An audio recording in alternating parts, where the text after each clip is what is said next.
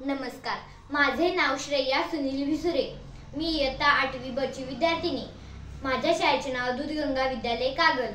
मी मार्केटमध्ये जात होते तेव्हा मला एक काकी दिसल्या। त्या काकी कचरा रस्त्यावरती टाकत होत्या। त्यावेळेला मी त्या काकींना म्हणाले, काकी काकी कचरा रस्त्यावरती टाकू नका, कचरा कुंडीत टाका। त्यावेळेला त्या काकी मला म्हणाल्या, का ग काय झालं, कचरा रस्त्यावरती टाकला तर?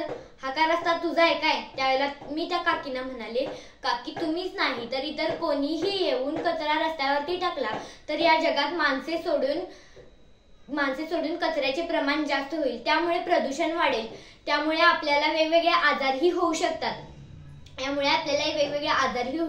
शकतात।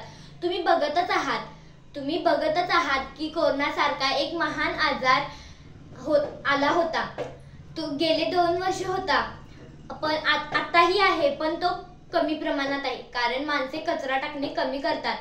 पण काही असे आहेत की कचरा टाकतायत व प्रदूषण वाढवत आहेत।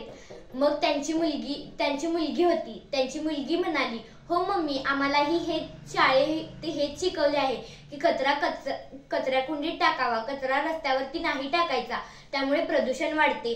मी तुम्हाला सांगत आहे की कचरा रस्त्यावरती टाकू नका आणि कोणी टाकत असेल तर त्यांना अडवा। धन्यवाद।